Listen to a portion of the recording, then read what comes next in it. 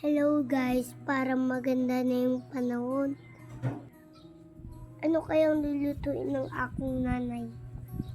Mukhang masarap lumigop ng sabaw na yun eh. Welcome po sa kusina ni nanay. Mukhang nakakaluwag kami na yun na. Busog po ang ulam namin. Hindi kaya hipon lang yan eh, oh. Maliliit lang yan. Sinigang ni santol pala. Binalatan na yung santol.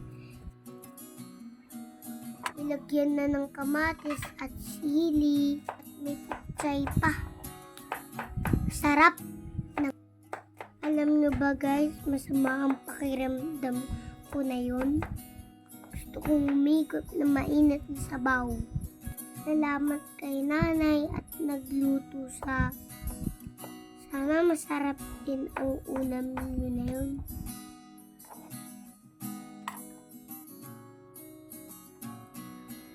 Wow, iniwa na yung mga santol. Matamis yaan. Kayo ba? Anong ulam nyo na yun, guys?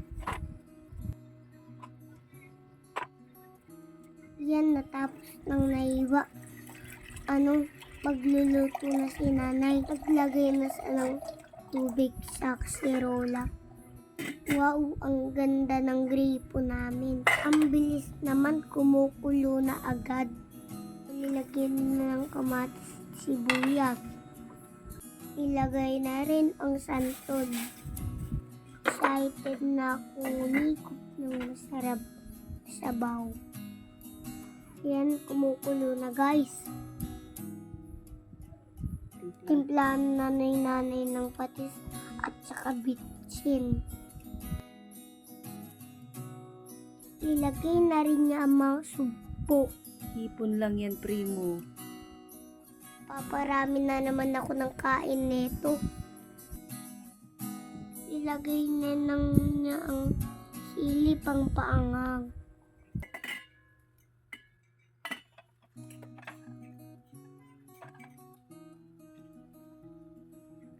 Malapit nang maluto, nilagyan na ng pichay.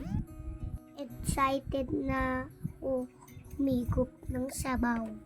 Kasi may sipon ako guys. Masarap umigop ng masarap na sabaw. So ayan, luto na. Tara, kain na po tayo.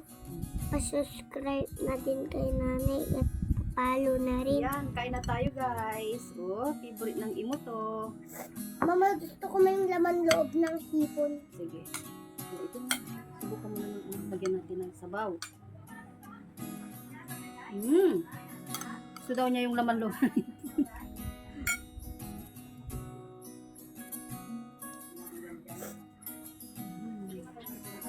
Favorite ng imo to yung hipon niya. Diba mo? May sipon si primo ngayon. Oh, may ano. Ayun niya ng taba ng hipon. Gusto niya yung hipon talaga. Sarap? Yummy daw.